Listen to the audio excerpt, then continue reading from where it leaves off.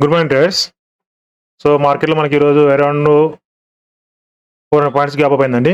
So 51,000 break అయిపోయింది. So నిన్న మార్కెట్‌లో మనం చెప్పుకున్నట్టు 50,800 పైన గ్యాప్ అప్ అయితే మార్కెట్‌లో 51,000 బ్రేక్ అవుతుందని చెప్పాను. సో మార్కెట్ బ్రేక్ అయింది. సో ఇక్కడ మార్కెట్ మనం ప్రైస్ యాక్షన్ బట్టి ట్రేడ్ చేసుకోవాలి. లేదంటే ఈరోజు ట్రేడ్ చేయను. సో ఎందుకంటే అప్ సైడ్ ఎస్ఎల్స్ అవైలబుల్ లేవు. And down side buyer strong ఉన్నారు. చూద్దాం ప్రైస్ యాక్షన్ బట్టి మార్కెట్‌లో ట్రేడ్ ఎంటర్ అవుదామండి. ఎందుకంటే మార్కెట్‌లో ఇక్కడున్న బయర్స్‌ని ఎగ్జిట్ అయిపోయారంటే మార్కెట్‌లో ఫస్ట్ క్యాండిల్ మనకు రిజెక్ట్ అవ్వాలా. రిజెక్ట్ అవ్వకుండా మార్కెట్‌లో బయర్స్ ఎంట్రీ అయ్యారు. చూద్దాం మళ్ళీ ఈ బయర్స్ ఎంట్రీ అయిన తర్వాత మళ్ళీ ఏమైనా ఫాలో ఉంటదా? లేక కంటిన్యూ అప్ సైడ్ ఉంటదా చూసి ఎంట్రీ అవుతానండి.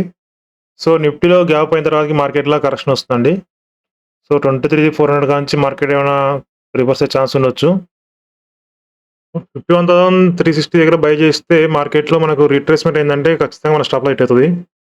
సో వెయిట్ చేస్తున్నాను. నా టార్గెట్ వచ్చేసి 450. మరి కంటిన్యూ అప్ సైడ్ వెళ్తుందండి. మనకి రిట్రేస్‌మెంట్ ఉంటే బై చేస్తానండి. లేకపోతే లేదు.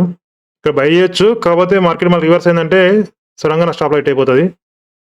ఎందుకంటే అప్ సైడ్ ఎస్ఎల్స్ అవైలబుల్ లేవు. కంటిన్యూగా మార్కెట్ అప్ సైడ్ వెళ్తుందంటే ఏదైనా న్యూస్ అయినా అవ్వచ్చు. సంథింగ్ ఏదైనా కారణం కావచ్చు గానీ, నేను అనుకున్న సైకాలజీ ఏందంటే మార్కెట్ రిట్రేస్‌మెంట్ అయిన తర్వాతకి ఎవరైతే ఇక బయర్స్ ఉన్నారో వాళ్ళు ఎగ్జిట్ అయిపోయిన తర్వాతకి 51,000 దగ్గర ఉన్న బయర్స్‌ని మనం టార్గెట్ చేయలేము. So market continue up side వెళ్తుంది కాబట్టి ఇక్కడ మనకు ఒకసారి రిట్రేస్‌మెంట్ అయిందంటే మార్కెట్‌లో మనం మంచి బయింగ్ జరుగుతది ఇక్కడ. వెయిట్ చేస్తానండి రిట్రేస్‌మెంట్ కోసం. సో మార్కెట్ ఎక్కడ కూడా రివర్స్ అవ్వట్లేదండి. సో రిట్రేస్‌మెంట్‌లో బై చేద్దామంటే మార్కెట్ కంటిన్యూ అప్ సైడ్ ఉంది. 51,500 నుంచైనా రిట్రేస్‌మెంట్ అవుద్దాం అనుకుంటే మార్కెట్ ఎక్కడ కూడా రిట్రేస్‌మెంట్ అవ్వట్లేదు. సో ఈ హైలో బై చేద్దాం అంటేనేమో మన స్టాప్ లాస్ చాలా లాంగ్ ఉంది. రిస్క్ తీసుకుందాం అంటేనేమో రివార్డ్ అంత రావట్లేదు. రిట్రేస్‌మెంట్ ఏమైనా తక్కువ మనకి ఇక్కడ దొరికిందంటే ఈ రేంజ్‌లో మనం బై చేసుకోవచ్చు. ఎందుకు మిస్ అయిందంటే మార్కెట్‌లో ఏదో ఒకటి ట్రేడ్ చేసిన కంటే కన్ఫర్మేషన్ ట్రేడ్ ఇస్తున్నాం అనే ఒక కాన్సెప్ట్ తోటి వెయిట్ చేస్తున్నానండి. సో మార్కెట్ మనం వెళ్తుంది గాని బై చేసి తర్వాత మళ్ళీ అరే పడిపోతుందని బాధపడేదానికంటే మనకు రిట్రేస్‌మెంట్ దొరికిందనుకో మన స్టాప్ లాస్ కూడా మన అండర్‌లో ఉంటే మనం ధైర్యంగా కూర్చోవచ్చనమాట. సో ఇక్కడ ఏమైనా మార్కెట్ కంటిన్యూగా అప్ సైడ్ వెళ్తుంది. ఇక్కడ బై చేద్దామంటే కుదరలేదు. చూస్తాను ఇంకొకసారి చూస్తాను. మార్కెట్‌లో మళ్ళా 51,600 దగ్గరికి కూడా వెళ్ళిపోయిందంటే మార్కెటు బై చేస్తానండి.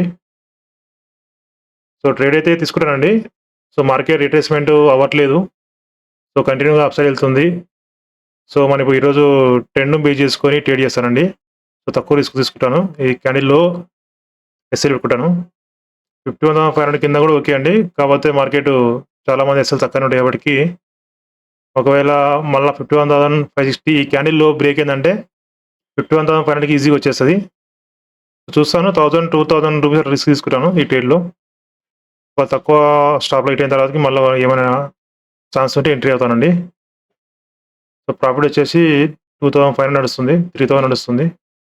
సో టార్గెట్ వచ్చేసి 51,680.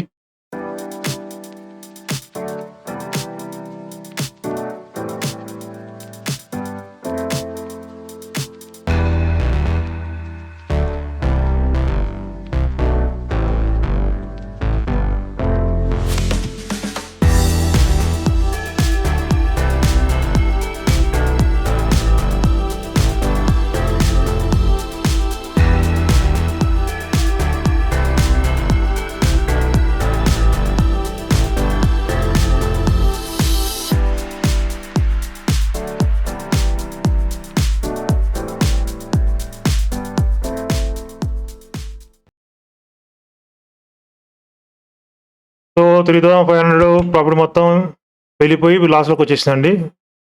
సో 1,000 రూపీస్ రిస్క్ తీసుకొని ఎగ్జిట్ అయిపోతాను. ఇక్కడ ఎగ్జిట్ అవుతానండి ఇక్కడ. చూస్తాను మళ్ళీ ఎంట్రీ దొరికితే 51,600 పైన మళ్ళీ ఎంట్రీ అవుతానండి. ఎందుకంటే మార్కెట్ డోజీ క్యాండిల్ పడింది. ఇన్సైడ్ క్యాండిల్ పడింది. సో ఇక మార్కెట్‌కి సెల్లర్స్ యాడ్ అయ్యారంటే పడే ఛాన్స్ ఉంటది. మళ్ళీ 51,500 వరకు వచ్చే ఛాన్స్ ఉంటది. సో లేదు మార్కెట్‌లో మనకు 51,600 బ్రేక్ అయిందంటే మళ్ళీ ఎంట్రీ అవుతానండి. సో మార్కెట్‌లో మళ్ళీ 51,600 బ్రేక్ అయ్యే ఛాన్స్ ఉందండి. సో మార్కెట్‌లో కంటిన్యూ పడతా అనుకున్నాను. సో పడలేదు. సో 51,600 బ్రేక్ అయిందంటే ఎంట్రీ అవుతానండి. సో నా టార్గెట్ వచ్చేసి 51,720 అండి. సో ఈసారి లాస్ వస్తే మాత్రం ఎగ్జిట్ అవుతాను మార్కెట్ నుంచి. నా స్టాప్ లాస్ వచ్చేసి 51,540 అండి. సో మళ్ళీ అదే క్యాండిల్ పెట్టుకుంటాను లో. 620 బ్రేక్ అయిందంటే మనకు 51,700 అండ్ 720 రీచ్ అయిపోద్దండి. సో, నా రిస్క్‌ను అండర్‌లో ఉండే వాటికి మళ్ళీ ట్రేడ్ అటెంప్ట్ చేశానండి.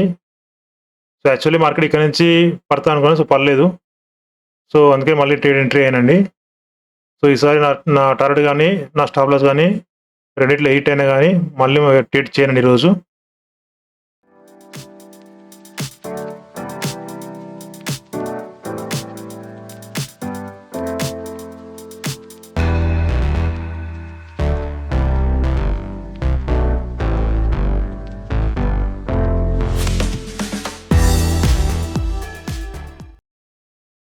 సో, నా టార్గెట్ రీచ్ అయిందండి.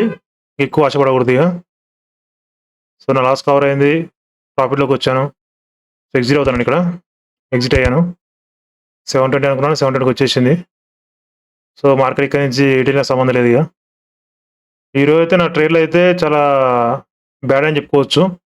ఎందుకంటే చాలా ట్రేడ్‌లు మిస్ చేశాను. కనీసం ఏ ట్రేడ్ అన్నా మిస్ కావద్దు అనుకున్నాను. సో, మిస్ అవ్వలేదు. మన టార్గెట్ చేసింది. సో, మనం ఈరోజు ఓన్లీ ట్రెండ్‌ని ఫాలో అయ్యానండి. సైకాలజీ ఎక్కడ కూడా మార్కెట్‌లో చూపియలేదు. సో, కంటిన్యూగా అప్ సైడ్ వెళ్తూనే ఉంది మార్కెట్.